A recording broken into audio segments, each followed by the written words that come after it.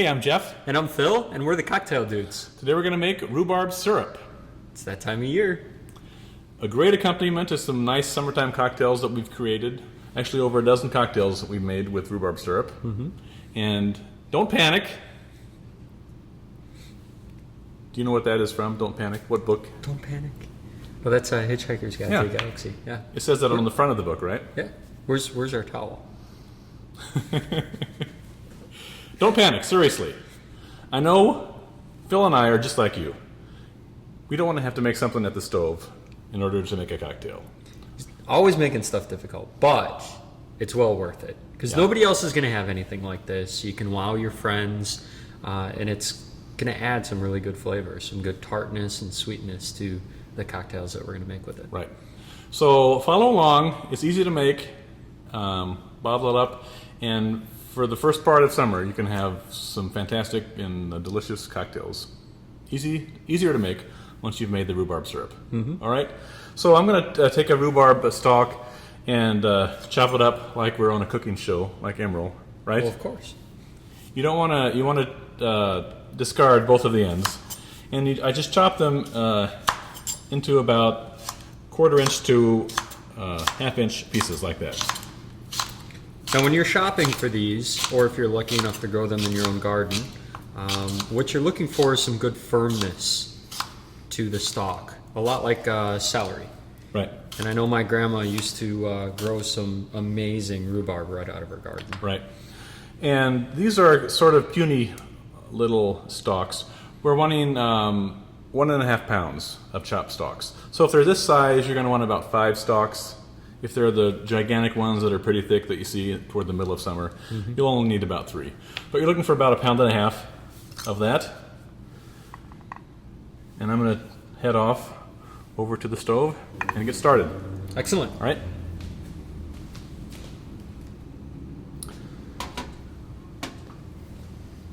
All right, I'm going to add 3 cups of water here to a cold pan.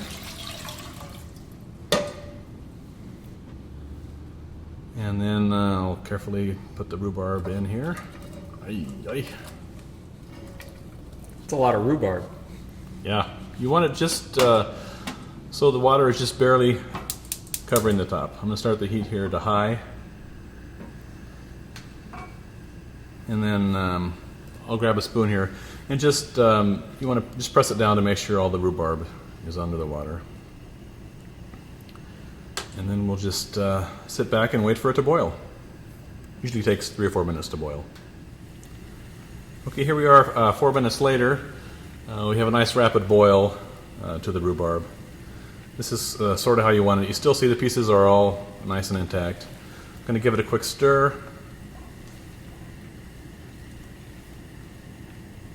And then we'll just turn it down to medium-low and let it simmer. We'll stir it about once a minute. That's looking good. It's looking good. We're 3 minutes later here now. The stalks are sort of disintegrating a bit. You'll see a little bit of fibers from the inside of the stalks, and they'll slowly break down. But we'll just let it sit, continue stirring every minute. Here we are at about 8 minutes, and you see the little fibers are breaking down from those big pieces. Just continue to stir it, and they'll continue to slowly break down, and you get that nice aroma now of the rhubarb. It smells delicious.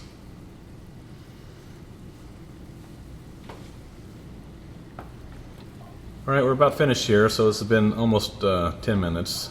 Give it a quick stir. There's a few big pieces, so I'm just going to use my spoon sort of to press them and break them up. And here we are with the final product. All you see are the small fibrous pieces. So we're done here. It looks sort of like this. Small tiny pieces is all you see. That's what you want. We're at about 11 minutes here, so we're going to finish. Get the heat turned off.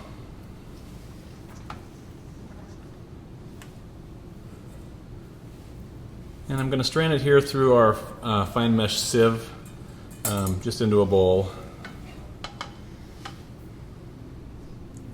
Here we go. I hate that. That looks hot.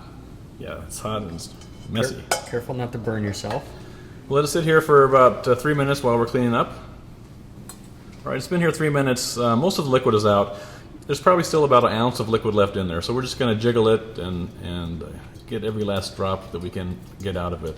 Now you'll be tempted to take the back of your spoon and press it to get more fluid out, but don't do that because that'll make the liquid cloudy, and as you get some fine particles in there. So just jiggle it for as long as you want, and then when it stops dripping, you're good. This is what the end product looks like. Nice and steamy. We're going to take a cup and a half of granulated sugar now and just add that to the hot liquid like so. And stir that in. It'll take about a minute to get that big mass of sugar dissolved. And as you're stirring, you'll hear that little grittiness as the spoon scrapes the pan on top of the sugar. Once you hear that grittiness go away, then you'll know most of the sugar is dissolved. So we'll just stir this for a good 3 minutes.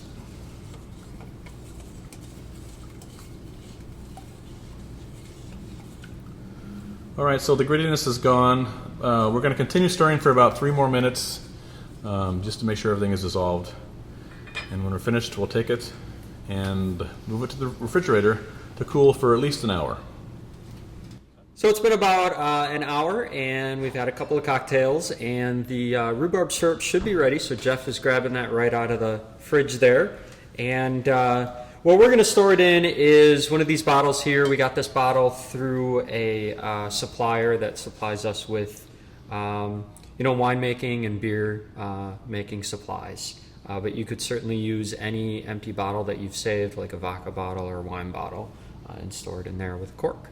Yeah, we used to use vodka bottles that we had left over. I run them through the dishwasher like the morning I'm going to do it, just to steam them.